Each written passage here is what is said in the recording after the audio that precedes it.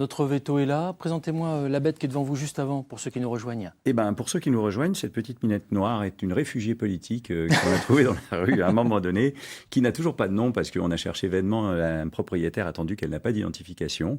Et pour l'instant, effectivement, elle est à la clinique en attendant éventuellement une bonne âme qui pourra l'adopter. Eh bien, parfait. À la fin de l'émission, on vous mettra le Facebook de France 3 Bourgogne-Franche-Comté si vous souhaitez adopter la bête qui est là. On revient sur la médecine préventive. Oui. C'est quoi la médecine préventive ? Eh ben, la médecine préventive, c'est soigner les animaux qui ne sont pas malades, en fait. Le principe, c'est d'analyser un risque qu'on connaît de mieux en mieux par rapport au nombre de maladies qu'on a pu appréhender dans les 2, 3, 4 millénaires pendant lesquels on a soigné les animaux de compagnie, et d'essayer de faire en sorte de les mettre dans une situation où ils ne vont pas tomber malades. Donc ça passe par différents domaines qui touchent quasiment tous les domaines de la médecine. Oui, ça veut dire quoi, les parasites? Ça veut dire l'alimentation, Voilà. la sexualité? Alors on pense principalement à la vaccination, bien évidemment, les maladies qu'on sait pouvoir éventuellement être contaminées à nos animaux pour lesquels on va les protéger par l'immunité. Mais effectivement, les parasites, c'est vraiment le deuxième domaine le plus important chez nos animaux de compagnie qui est récurrent. Et puis la gestion de la sexualité, c'est une période clé qui est la période effectivement de croissance pubertaire où on va pouvoir prévenir, par exemple, sur une petite minette comme ça, l'apparition des tumeurs mammaires par la stérilisation. Alors, si j'ai bien compris, on va commencer par la vaccination. Est-ce qu'il y a un risque, finalement, quand on vaccine son animal? Alors, je pense que dans le terme risque, on peut le retourner des deux côtés. En fait, d'abord, avant tout, quand on fait de la médecine préventive, on va analyser le risque. C'est-à-dire que le risque d'un chat qui ne va pas sortir du tout ne sera pas le même que celui qui va vivre à la campagne dans un bois. Et à partir de là, effectivement, on va donc peser le risque qu'il prend avec le risque que nous prenons, nous, à mettre en place cette médecine préventive.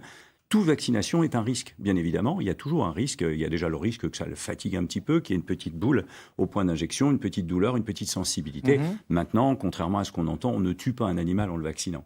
Maintenant, c'est totalement inutile d'aller vacciner un animal contre une maladie auquel il n'est pas exposé. Donc, on est aujourd'hui dans des protocoles de vaccination raisonnés et contrairement à il y a encore une dizaine d'années, on ne va pas vacciner contre toutes les maladies tout le temps. La rage, par exemple, est une maladie pour laquelle on n'a plus de risque avéré en France depuis 1996. Néanmoins, pour tous les gens qui se promènent avec leur animal sur le territoire français et qui flirtent avec les frontières de temps à autre, la vaccination rage est fortement recommandée. Pourquoi ? Parce que le risque en termes d'implantation du vaccin, enfin d'injection du vaccin, est complètement nul. Vous qui flirtez régulièrement avec nos animaux de compagnie, vous venez régulièrement pour nous en parler, sur la médecine préventive par exemple, aujourd'hui, soyons concrets, est-ce que je dois vermifuger mon animal, monsieur le vétérinaire ? Eh bien pareil, analyse du risque, mettons un chat qui vit au 8e étage, qui ne mange que des croquettes, qui est vraiment dans un environnement totalement fermé, où le seul facteur de risque, il n'y a pas de balcon bien évidemment, il y a une fenêtre simplement, c'est le véhicule humain qui va monter ses 8 étages pour arriver. Ce chat peut très bien ne pas être vermifugé plus qu'une fois par an ou même peut-être tous les 2 ans. À l'inverse, toujours pareil, ce chat qui vit au bord des bois peut être vermifugé tous les mois. Et si par exemple nous avons des enfants dans l'environnement, une assistante maternelle ou autre, l'OMS recommande même la vermifugation mensuelle pour éviter la contamination effectivement des enfants gardés. Ça aussi c'est réglementaire. Il y a Franck Donte qui est papa de quelques chats, je crois, c'est ça ? Je crois 2, oui. Et là j'apprends qu'il faut vermifuger tous les mois. Je ne crois pas être à jour. Oui, bien sûr. Alors c'est de la préventive, c'est-à-dire que l'animal ne va pas tomber malade parce qu'on ne le vermifuge pas. Il est très très rare qu'un animal adulte tombe malade parce qu'il a des vers, mais néanmoins, on va avoir quelque chose qui va se passer au niveau de l'intestin, qui va être une réaction inflammatoire modérée au départ, mais qui répétitivement parlant va engendrer une maladie inflammatoire chronique intestinale qui peut, à l'âge de 11, 12 ou 13 ans, devenir très très incapacitante. Et là, malheureusement, on n'est plus dans la préventive, on est à la prise en charge, qui va être un peu compliqué. Alors là, on a un chat qui est tombé de sommeil. Je ne sais pas si on le voit à l'image, mais j'ai des mains je pense qu'on a une voix qui hypnotisante un petit peu. C'est mieux que la Reine des Neiges. Ayez confiance. Vous dites ça parce que c'est la sortie officielle de la Reine des Neiges aujourd'hui, c'est ça ? Et vous deviez le placer. Très bien, avec vous avez gagné. Enfants, on y est explosé malheureusement. Non, vous chanterez peut-être d'ici la fin de l'émission. Non, c'est pas possible. Bon, avant d'être libéré, délivré. Si vous voulez encore des auditeurs, il faut éviter. Jean-Jacques, on parlait du sexe tout à l'heure, c'est-à-dire mâle ou femelle concrètement. Absolument. Est-ce que ça joue un rôle dans la médecine préventive ? Ah oui, un rôle très important. Alors les femelles, c'est univoque, il n'y a aucun souci. Le risque tumeur mammaire, il est de l'ordre de 30-35% chez les chiennes, de plus de 50% chez les chattes. Chez les chattes, c'est 95% de tumeurs primitivement cancéreuses dès leur apparition. La stérilisation, c'est une prévention quasi absolue. Vous savez qu'en biologie, l'absolu n'existe pas. Mais donc, en gros, la stérilisation permet de prévenir ce risque de manière totale. Chez le mâle, c'est un petit peu plus subtil. On a un côté culturel qui vient s'interfacer. Il y a des pays comme la Belgique, par exemple, qui imposent la stérilisation de tous les animaux non reproducteurs. Je crois qu'il y a un autre pays dans le nord de l'Europe, mais je ne vais pas me tromper, donc je ne vous donnerai pas lequel. En France, aujourd'hui, on est plutôt, chez le mâle, chiens en particulier sur une non-castration. Alors, je tiens à dire que la castration préventive des troubles du comportement, c'est une hérésie, ça ne marche pas. Ah. Oui, ça fait partie des prérequis souvent où beaucoup d'éducateurs... Ça y est, vous nous avez définitivement calmé notre médecin chirurgien esthétique. Hein. Visiblement, il n'est pas vétérinaire. Voilà, Ça nous rassure. En fait, c'est une idée reçue qui est fréquemment relayée d'ailleurs par les milieux d'éducateurs professionnels qui pensent que la castration d'un chien va régler tous les problèmes du monde parce que ce chien est hyperactif ou autre.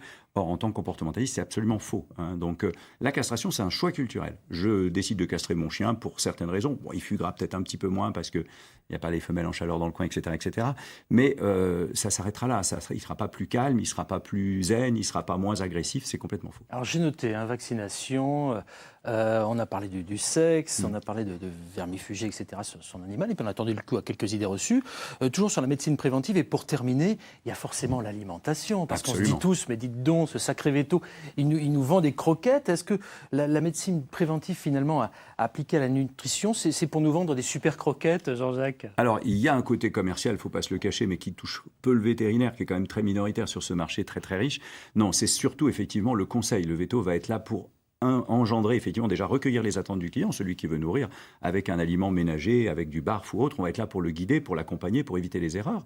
Et le principe de l'alimentation, c'est que nous avons, chez nos animaux de compagnie, la capacité non seulement de faire une prise en charge des maladies une fois qu'elles sont en place, mais aussi de les prévenir pour éviter les récidives. Donc on est vraiment au cœur de la médecine préventive et l'alimentation joue un rôle très important. Ouais, par exemple, pour le chat ou la chatte qu'on voit là, c'est le risque d'obésité. Oui, c'est le risque numéro 1 très clairement qui touche tous les animaux de compagnie qui sont à peu près nourris et qui ne sont pas maltraités par leurs propriétaires. À partir de là, effectivement, on va beaucoup plus loin dans la médecine préventive.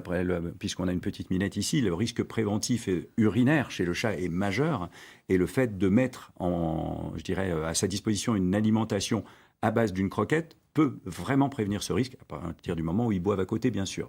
Eh bien super, regardez ça. Pour la peine, elle nous fait un roulé-boulé en arrière. Et la clé de toute la médecine préventive, elle tient dans ce petit dossier où là, en l'occurrence, on va avoir par rapport à la médecine préventive un central de communication entre le vétérinaire, son propriétaire et l'animal, bien entendu, qui tient dans le carnet de prévention où il y a naturellement le vaccin, mais pas que.